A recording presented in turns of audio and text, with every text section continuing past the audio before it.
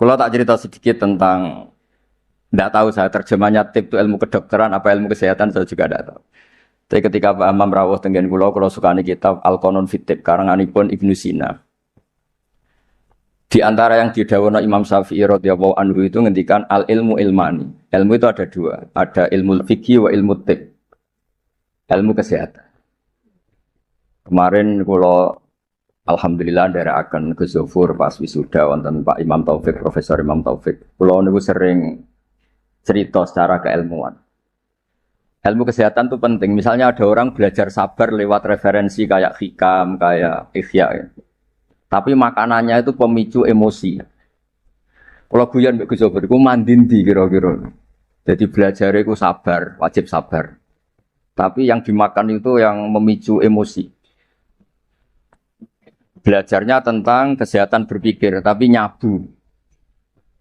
Artinya makanan itu punya pengaruh penting dalam sistem tubuh kita. Orang mabuk ya karena makanan, orang gampang emosi ya karena makanan. Makanya Imam Syafi'i di sini ngendikan ilmu fikih wa ilmu tib. Orang punya kemampuan rasionalitas itu kalau otaknya normal. Normal itu bisa dipicu disebabkan cara pandang. Cara pandang ini penting. Misalnya tadi, kalau orang ngundang saya itu pikirannya itu ngundang, kalau nggak dituruti itu terus mutung, darani sombong macam-macam. Kalau saya itu cara berpikir kebalik. Diundang nang panggung, terus ngadeg, terus ngandani wong, kadang dikandani luwih sepuh. Terus ruwet. Kulo niku pun memaklumatkan diri Islam, mbah-mbah kulo niku terkenal wali, jadi kulo nggih mau daftar wali resmi.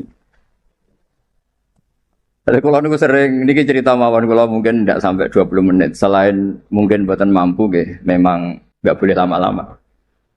Haram.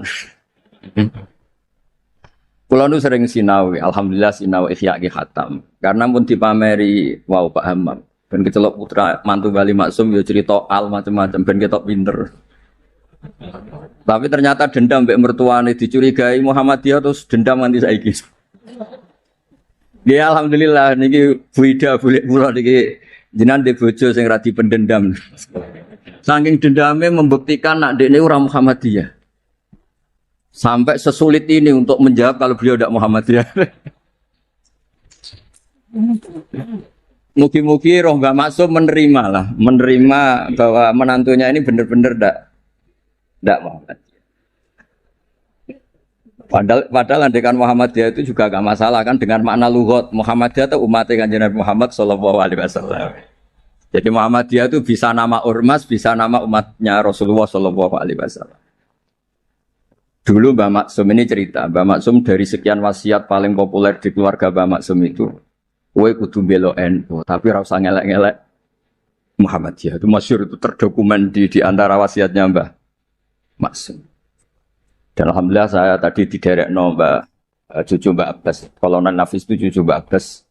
Selama kebetulan ketemu Gus Fahmi Amruwah ini, dulu ceritanya Mbak Hasyim itu dalam ancaman macam-macam lah, namanya zaman perang. Karena Mbah Hasyim itu hanya orang alim fikih, usul fikih, ahli hadis, itu takut, terus nyewa Mbah Abbas disuruh ngelatih santrinya Bencak, yang jadi asal usul pagar Musa. Alhamdulillah cucunya jadi kolonel. Yang cucu Mbah Hasyim ya macam-macam, ada yang nyai, ada macam-macam. Tapi sebetulnya dari gen keluarga Lasem sama Mbah Hasyim itu sama-sama nasabnya sama. Gayanya juga sama. Ya ada yang jelas, ada yang enggak jelas. Tapi saya ingin bela yang tidak jelas karena ini kan kampus ya, jelas aturannya jelas. Saya itu sering ditanya, saya sering ditawarin Gus mau jadi dokter honoris causa di kampus ini, enggak kata saya. Kenapa? Nara di duit ora pantes dokter ora di duit. Jadi enak Gus nonton ngopi ke pantes, ora jelas ke pantes, kafe pantes. Tapi dari ketidakjelasan itu menjadi jelas. Kalau semuanya itu sistem kampus. Itu nanti orang mau belajar tema fikih tertentu misalnya kalau di fikih harus nunggu semester berapa baru ada pelajaran itu. Masa mau belajar khed daftar dulu sampai mata kuliah berapa baru dapat pelajaran khed. Itu bisa tutup Islam kalau semuanya tertib itu. Tapi baru kayak kiai gak jelas kayak saya itu di jalan ketemu orang tanya, Gus, badhe sowan. Sowan apa? Ketemu saya di pasar. Saya hobi sering ke pasar. Bukan karena nganggur ya memang seneng. Saya tuh senang di pasar itu sederhana. Kalau ada ibu-ibu awam tak belajari 10.000 senang, alhamdulillah. Kok pinter jenengan? Saya ini kiai besar. Jadi kalau muni alhamdulillah ngenteni untuk duit 10 juta, ini yang nggak pernah ngaji untuk duit 10.000 sisa syukur. Jadi tak anggap itu bentuk kekalahan saya. Jadi kalau nang pasar itu bentuk tawaduk kula. Ini buatan ngajari terus kiai-kiai nang pasar nggih buatan ini cerita mawon. Cerita istihad. Terus saya bilang, buatan usah di sini saja. Terus tanya, anak saya itu istihadah, keluar darah gini-gini, sholatnya gimana? Tak jawab saat itu juga. Ada kiai yang negur itu tidak sopan, Gus tanya kok tidak sowan ya. Nak sowan malah ra sopan, siji ganggu aku pas istirahat. Nomor loro cah dalemku ribet gawe teh ngene-ngene. Mergo cah dalemku ya agak kacau. Habis bikin teh ada tamu lagi, mau kok gak menisan. Karena aku harus bikin teh lagi. Saya itu sudah survei di semua cah dalem kiai itu ternyata ngeluh kalau kiainya tamunya banyak. Jadi dulu ketika saya masih nerima tamu, 2 tahun kiai wafat itu saya masih nerima tamu. Itu kalau ada tamu, cangkang resik-resik ada tamu lagi. Waduh, gak menisan mau. Maksudnya kodak jatuh. Nah ini cerita saja, bukan nyindir para tamu enggak. Tapi ini supaya dimengerti. Bahwa kehadiran mereka itu gak digedaki candalem. Nah ini kan lembaga ilmiah, ini kan diskusi ini ada Mas Imam Taufik tukang diskusi. Jadi nah ini yang tertib ya monggo, yang enggak tertib ya karena barokahnya enggak tertib itu misalnya semua orang soleh di masjid. Kalau ada orang kecelakaan yang nolong ya orang-orang yang di jalan. Itu orang-orang enggak tertib. Tapi itu efektif itu. Ada orang tersesat yang nolong mereka, kecelakaan mereka, ada orang jampret yang nolong mereka. Jadi umat Islam itu di mana saja itu baik. Yang jalur kampus ya baik, yang jalur enggak tertib kayak saya juga baik. Dan dari dulu saya itu yakin suatu saat saya tetap keramat dengan cara saya seperti ini. Bukan apa, karena tadi orang Islam itu banyak yang nganggep kampus itu elit. Wow, itu bayar, terus elit, terus berdasi. Jadi bayang notok aja enggak. Kalau cerita Pak Imam Taufik pertama kuliah itu sudah bayangkan di wisuda, kata beliau pas di sana pertama masuk itu sudah bayangkan di wisuda. Kalau di pondok kan enggak. Wong Islam taluan mondok, sekian ini ra jelas, waduh ra jelas ini santai. Dijak jagungan, mau ditakoki kowe candi le. Ngapak, ngapak santai. Ya pokoknya enggak jelas. Tapi dari cerita enggak jelas itu saya punya argumentasi ilmiah. Yang milih jalur ini, saya kan enggak perlu cerita yang jelas-jelas tadi. Tadi beliau sudah promosi sampai sebegitu hebatnya. Hebat. Betul. Soalnya top lah. Cara tahadus bin Emma itu top. Enggak tahu tahadus apa sponsor enggak tahu. Tergantung niat itu. Saya juga nanti insya Allah hormat keluarga Gus Asim di keluarga Kiai Nawawi baca hikam. Jadi memang saya ini mohon maaf saya itu susah diundang. Bukan apa, memang saya punya bapak namanya Kiai Nur Salim itu punya abah namanya Mbak Nur Sam itu nggak pernah keluar rumah. Jadi saya punya sanad gen keluarga yang suka di dalam. Jadi saya ini bapaknya bapak saya itu nggak pernah keluar dari rumah itu terkenal sekali dan ya beliau juga dari gen-gen yang suka tirakat. Saya jarang cerita itu karena beliau itu puasa mulai dulu sampai wafat. Jadi saya jarang cerita karena takut. Nah, jenengan kok boten ngoten Gus. Makanya saya lebih sentuh cerita gen dari ibu karena keluarga Lasem itu rileks ngopi-ngopi, cangkruk, semuanya santai. Ya alhamdulillah kok punya sanad begitu.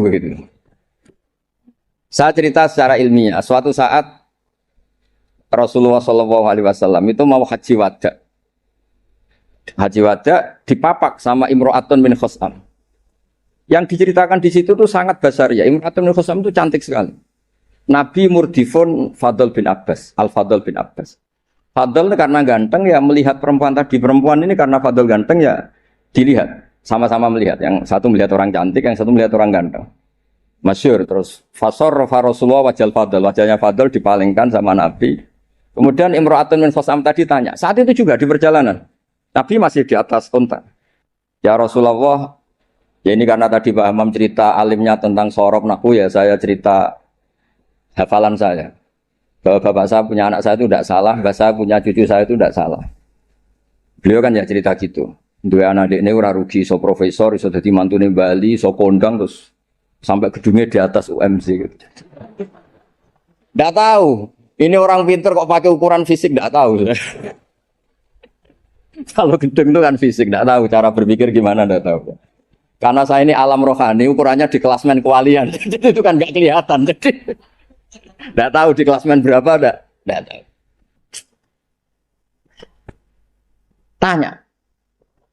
Tanya inna faridotawah ala ibadihi adrokat abi syekhon kabiron. Apa ahujju anhu? Nabi jawab, qala na'am. Ayan fa'uhu dzalik, qala na'am. Kama law kana ala abiki denun faqadaitihi nafa'ahu. Ya Rasulullah, bapak saya ini sudah sepuh sekali ketika haji diwajibkan. Apa saya bisa menghajikan beliau? Bisa. Apa manfaat? Ya bisa, seperti bapak kamu punya utang, kamu yang bayar itu cukup. Gitu. Lalu Imam Bukhari itu mengebabkan ini sampai 3 kali. Satu di bab haji makdud. Jadi sebetulnya haji itu ada 2. Yang niabah atau badal. Menghajikan yang mati karena sudah tidak bisa haji.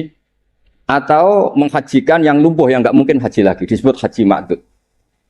Jadi Imam Bukhari mengebabkan babul hajil makdud. Atau al-ikhjad anil makdud. Tapi di bab berikutnya. Dengan hadis yang sama persis beliau mengebabkan babu hajil mar'ati anir rojul. Karena secara fikih ini masalah. Masa perempuan mengganti lelaki. Tapi dengan hadis yang persis di bab ilmu Imam Bukhari mengebabkan babul futya fitorik. Bab boleh fatwa ketika di tengah jalan. Jadi nggak perlu ada kiai yang kiai resmi nggih monggo, kalau ada pertanyaan sowan dulu, daftar dulu nggih monggo. Kiai kayak saya seketemunya juga monggo. Saya itu 2005 itu tiap bulan ke Jogja di UI sama Profesor Zaini. Itu mesti ngebis. Ya mesti ada yang tanya. Jenengan Gus Mbak nggih. Wah, beneran Gus badhe tanglet. Niku kadang sampai Rembang sampai Semarang ora barbar. Sampai 20. Loh kok banyak betul. Mumpung ketemu Gus, nah jenengan disowani wangel. Ya barokahnya niku mboten bayar Pak Imam, dadi ikhlas. Mboten niki cerita mawon barokah ketemu niku mboten bayar, dadi ikhlas ini. Jadi Indonesia ini berkah sekali. Ada yang nekuni formalitas, ada Profesor Hamam, Profesor Imam Taufik, Gus Wafur, banyak. Ada yang nekuni yang kayak saya. Tapi saya mohon yang kayak saya juga harus alim betul. Sehingga coba pera formal terus uteknya juga agak jelas, visinya agak jelas. Asal usulnya juga agak jelas. Enggak boleh, harus tetap jelas. Supaya Islam ini bisa ada di mana-mana. Orang bisa tanya kiai kapan saja, di mana saja. Saya ini haji itu tidak mutawif, bayar. Saya umroh juga milih bayar daripada gratis di kongkonan. Saya berkali-kali ditawari Gus haji Gus gratis kira-kira mau mari go kongkonan gitu. Umroh juga sering ditawari Gus jadi gak bayar aja. Duit 20 juta atau 40 juta jadi budak kata jadi kongkon-kongkonan gitu. Wis ngono arahe kon ngesahno pilihan KPIH ini. Kok cara fikih ra salah itu kon ngesahno. Wong fatwa orderan kan. Jadi rada repot kadang gitu. Kadang padahal secara fikih itu bisa diperdebatkan sah tidaknya. Bukan sah tidaknya haji ya ibadah yang bukan penting-penting ya. Nah, berkahnya orang kayak Bali Maksum yang nekuni keilmuan teng Termas. Bali Maksum ditemani Mbah Kula. Terus dulu misalkan Mbah Kula kandung lahirnya tesih teng Lasem bareng kalian Pak Hamid Pasuruan niku sak rumah. Makanya kalau dikenal Bani Umar atau Lasem ini dari partai Bani Umar. Karena Mbah Umar digarwa Mbah Maimunah, niku putrine Mbah Abdul Aziz. Jadi kalau lingkup lebih besar disebut Bani Abdul Aziz. Barokah Mbah Ali Maksum terus beliau ngaji teng Mbah Dimyati riyen bareng putra-putrane Mbah Mahfud termasuk Mbah Muhammad. Punya satu putra namanya Mbah Muhammad, Gus Muhammad. Niku ilmu itu di mana-mana sehingga kampung-kampung itu luar biasa Islam teng Indonesia. Ada syekh yang datang dari negara yang tertib sekali. Di Indonesia imam digaji berapa? Fasilitasnya apa? Di negara kami imam itu digaji 70 juta, fasilitasnya mobil BMW gini-gini. Kalau di Indonesia enggak. Kadang komat sendiri, dan sendiri. Terus lucunya itu Mas Imam Taufik itu imamnya tetap bilang imaman lillahi ta'ala. Ditanya, kenapa bilang imaman enggak ada makmumnya? Makmumnya jin, Gus. Warga di kampung itu. Tapi uniknya syekh yang dari negara tertentu yang digaji itu digojlok sama Kiai Indonesia Gus Wami. Makanya kamu jamaah terus, takut potong gaji ya. Karena dia digaji, difasilitasi, kalau dia bolos itu potong gaji. Kaget saya, ternyata ini masalah dalam dunia ikhlas itu. Pertama mencibir Indonesia, imam nggak diperlakukan secara terhormat, nggak difasilitasi. Terus kata imam-imam Indonesia, makanya jenengan sholat terus takut potong. Akhirnya saya ini sadar. Oh iya ya, bagus ikhlas, bagus ikhlas. Ya artinya barokahnya nggak tertib itu juga hakikatnya tertib karena akhirnya ada masjid di kampung-kampung, nggak jelas pendirinya siapa, wakafnya juga sengketa, sertifikasinya juga sengketa, kiainya juga sengketa. Yang baru jadi takmir semangat pengajian besar, yang nggak takmir mutung, baru kayak mutung terus bikin masjid tandingan, akhirnya masjid di situ banyak, alhamdulillah. Pokoknya, nah, kiai itu harus punya kelapangan pandangan seperti ini supaya Islam itu di mana-mana. Kalau semuanya tertib, nanti prosedural. Masa mau tanya haji saja nunggu semester yang kebetulan ngajarkan apa? Haji. Wong sholatnya subuh mau tanya pakar fikih ngantornya jam 9, bisa ditemui jam 1. Pertanyaannya tentang sholat subuh. Subuh hari ini, kalau hari besok kan, ya kalau hari ini kan, nah kalau kiai kan nggak ketemu di jalan tadi tanya, Gus, anak kula niku keluar terus darah ini ku sak dhuwure adat. Niku salat apa mboten? Biasanya kate berang dina 6 dina wis rudat ilal adat soal berbar 6 dina hukum istikhadah ngene kan. Gak usah sowan Gus, gak ngel-ngelo cah dalemku kok. Ini mboten nyindir, maksudnya cerita. Jadi mboten cerita. Jadi monggo lah istihad apapun tuh baik asal didasari keilmuan yang baik. Jangan sampai apa ya, karena kita punya pilihan istihad tertentu seakan-akan yang lain itu salah. Saya berkali-kali cerita menyangkut istihad. Ya, saya ulang lagi, saya berkali-kali cerita tentang istihad dan dari sekian itu di antara yang mau saya baca di sini, nanti kitab ini saya tinggal mungkin bisa dipelajari menantu Bali Maksum yang bernama Profesor Hammam itu. Yang tadi cerita terus tentang bahasa Arab, kayaknya butuh legitimasi ini loh mantu Bali. Beliau khawatir kalau hanya dianggap pakar medis itu. Apalagi di depan keluarga Lasem. Darani raiso ngaji kan Yuhisin, mantu Bali Maksum. Jadi tadi maklumat terselubung lah, kira-kira gitu. Ini kata beliau kan ini tetap ingin ikut sunnah Rasulullah SAW. Ini saya bacakan. Ini kitab yang luar biasa. Ini namanya kitab Al-Milanul Kubro karangannya Imam Sa'roni. Ada perubahan yang enggak diduga para kiai-kiai Indonesia. Miranya perubahan itu kan masyhur kan fali wa yuruhu biadi. Terus urutannya apa? Mangro'a minkum mungkaron fali wa yuruhu biadi dulu ya. Terus bilisani yang terakhir apa? Biqalbi. Itu umumnya kiai kan nafsiri biqalbi itu yang penting kamu gak suka kemaksiatan itu. Yang penting Anda ngingkari atau gak suka bentuk-bentuk perilaku maksiat itu. Tapi di sini ada dawuh ya makalah dari Imam Sa'roni. Ini bisa disemak nanti kitab ini saya tinggalkan. Saya tinggal maksudnya. Saya baca ya. Ketika watahhiruhu bil qalbi likullil arifin alladzina ghalaba alaihim syuhudu ikhtiqarihim nufusahum ayyakunu nahina li ghairihim fayatawajjahu ahaduhum bil qalbihi ila Allah azza wa jalla fi tahyiri dzalikal munkar fayakufu dzalimu an dzulmihi wa syaribul khamri an syurbihi fa hadza huwa tahyiru haqiqatan.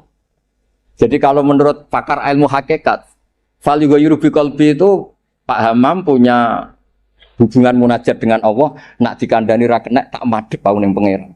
Umat didongakno, dongane jenengan mandi terus semua orang itu baik. Jadi biqalbi itu menurut saya teori ini lebih masuk akal. Kalau biadihi itu aksi nyata melakukan perubahan bilyat, bil lisan, harusnya bil qalbi juga aksi nyata melibatkan qalbu untuk melakukan perubahan, yaitu munajat dipakai doa. Dan itu yang dilakukan para wali-wali ketika anak nakal itu mesti ngandani bapake, ya coba kandani tok tirakati le. Dongakno tirakati. Orang ngandani nabok ra kasil, ngomel ra kasil, wis ora urusan. Ndak begitu maknanya biqalbi itu. Jadi biqalbi itu tawadjuh sama Allah Ta'ala bilqalbi mendoakan yang sedang nakal supaya apa? Tobat. Jadi ini bentuk penghormatan kula kalian. Wida pernah bulik kula di struktur keluarga Lasem semua Bani Bali Maksum supaya ngikutilah bahwa kita ini tidak cukup untuk fisik kita melayani umatnya Rasulullah. Saya sering cerita ke orang-orang Nah aku dari kiai apian hormat tamu mangane enak. Mungkin gajaran hormat tamu itu 10. Tapi ngel-ngelo cah dalem apa mana nak nyentak cepet tenang mateng. Goblok masake gak enak. Jadi hormati untuk poin 10, ngamuke untuk dosa 10. Kira-kira 50-50 lah kira-kira gitu. Pulau lho niki madzhab pulau, sampean ndak harus ikut saya. Tapi tolong didengar. Tidak harus ikut tapi tolong didengar. Supaya seimbang. Nah, fatwa yang engkar bil qalbi itu memang bughdul mungkar itu wajib. Jadi teori yang terkenal, saya ulang lagi teori yang terkenal, melihat kemungkaran kita berubah biadi, enggak bisa, bilisan enggak bisa. Bil qalbi itu yang penting kamu bughdul mungkar karena hubul mungkar enggak mungkin enggak taat. Membenci mungkar itu taat, mencintai mungkar itu maksiat. Jika orang fikih juga enggak salah ketika bilang bil qalbi itu yang penting kamu anti kemungkaran, kamu benci kemungkaran. Oke, itu benar secara fikih. Tapi secara ilmu hakikat itu masalah. Masalahnya begini.